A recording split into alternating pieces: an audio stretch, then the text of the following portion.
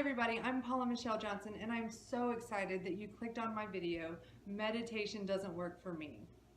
Now, whether you've tried meditation or not, whether you've had some experiences that you would consider to be successful in meditation or not, this video is for you. So I'm just excited to have you here, and we're going to be exploring some concepts that no matter where you're at in your process, we're going to get you a step further in your perspective so that when we move on to the next video, which will be a step-by-step instruction on a meditation process that I feel will really have the potential to give you a breakthrough, you'll have some things in mind that will be very helpful. So let's talk a little bit about why you clicked on this video. Now, based on the title, it's sort of safe for me to assume that you feel like for some reason there are some blockages that make it less possible for you to have a meditation experience that's anywhere similar to what you've heard described or even thought about when it comes to what meditation can do.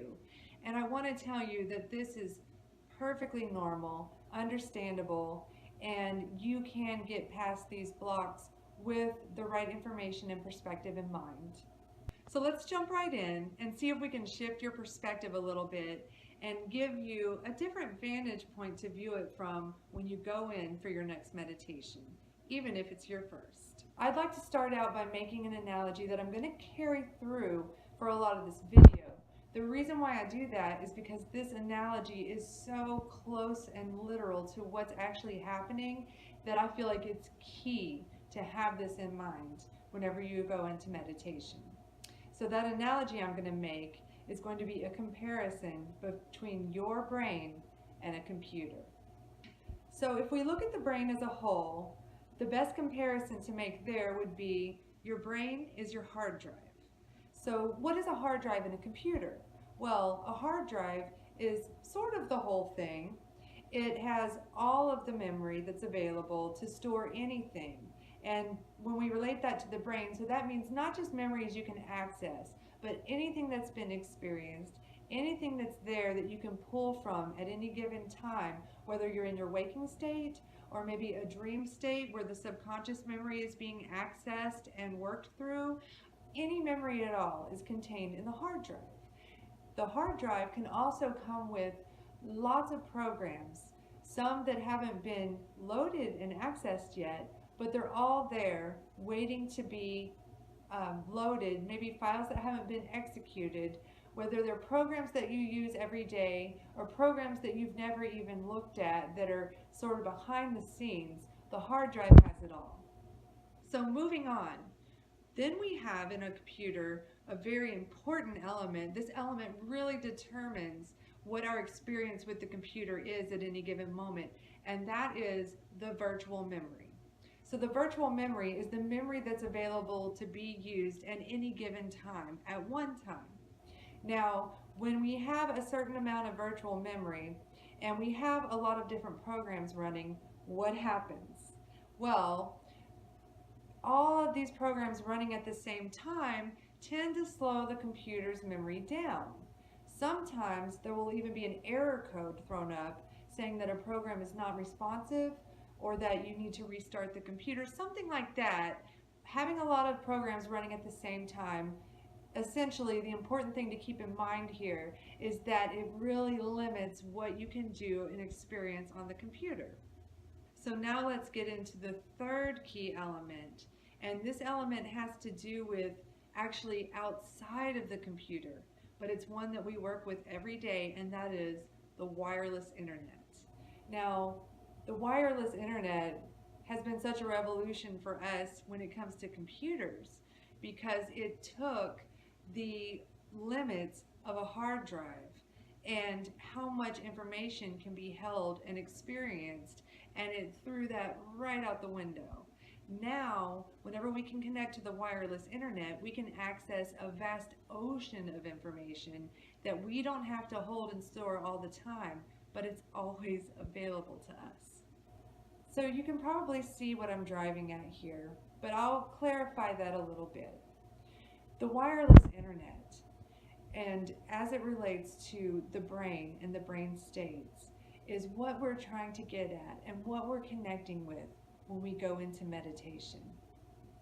when we go into meditation, the way that we can access and turn on that connectivity is by shutting down the programs that are usually running in the background on a constant loop that keep that connectivity from even being available, or if it is, we are not noticing what's available with that wireless connectivity and how many more programs it can open up for us.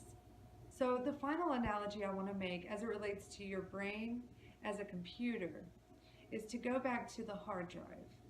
Now, when I talked about the hard drive, I kind of hinted at some programs that come loaded into the whole package that haven't been loaded or accessed yet. This is a key element to what I'm getting at. In order to access this wireless internet, some of these programs need to be unlocked and loaded. Now, think about whenever you are executing a file and loading a program for the first time on your computer. What happens? Well, essentially, if you were going to describe what happens, it's a whole lot of nothing.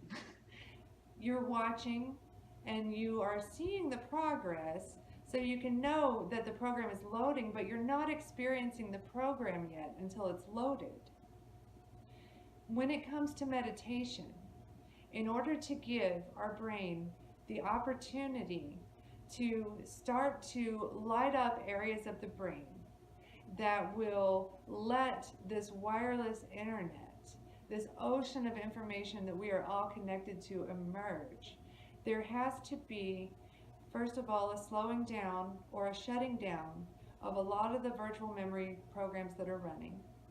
And then there has to be time to allow for these new programs that are loading to load. So in the beginning with meditation, when we are just working on following some key steps, working on your breath, working on clearing your mind, you may be starting and stopping loading a program, but you are never diminishing progress. In other words, you don't ever lose some parts of the program that you've loaded. So let's say that you were meditating and you've been in a state of trying to keep your breath steady, trying to stop your thoughts as best you can. This is a real struggle, and it's one that more or less we all have to overcome in meditation, but we think of it as such a frustrating hurdle to overcome that we actually get in our own ways a lot of the time. That doesn't mean that we don't get somewhere and that we don't make some progress each and every time we meditate, because the one thing that is certainly happening when we are meditating, some of you would say when you're attempting to meditate, every meditation is successful. The one thing that is happening there is that you are making a conscious effort to clear out some of those programs. And as you are doing that, I can promise you that some of the new program, some of the open space that it will allow for you to have a deeper and fuller connection with yourself and your source consciousness is emerging. Now, we all want to get there faster, and that's what I'm here to help you do. And if you watch some of my video or read some of my blog on my website, Holding Hands Healing, then you know that I had a real reason to want to dig as deep as I could into meditation. The experience of losing my son and my brother in a car accident put me in such a deep, dark hole, and I had been there for several years when I tried meditation for the first time. So I had a catalyst, I had a desire, and that gave me the motivation to do just about anything that I could to get to peace. So in my first few rounds of trying meditation, I knew somehow that I needed to really buckle down and commit to trying to clear thought from my mind as much as I could, and that something was supposed to happen. Now, I had no idea what that something was, but finding out that that something was actually and is limitless and far beyond my expectations, not just of what you can experience in meditation, but how it transforms your experience in waking life and just every aspect of your life. Now that I have experienced this, now that I have understood it, my life is about sharing this experience with you. So keep in mind when we go into the next video and we talk about these step-by-step instructions that yes, whenever you go into meditation, something is happening. And that it is really more up to you than you realize. But whether you have a big experience in your first time or two of meditating, or whether just some little sparks light up, it's all happening in its perfect time for you. And this is not about who is better at meditating or not, because the secret actually is that whatever you're prepared to do and whatever you do in meditation is exactly ideal for what your consciousness and what you actually are ready to experience right now.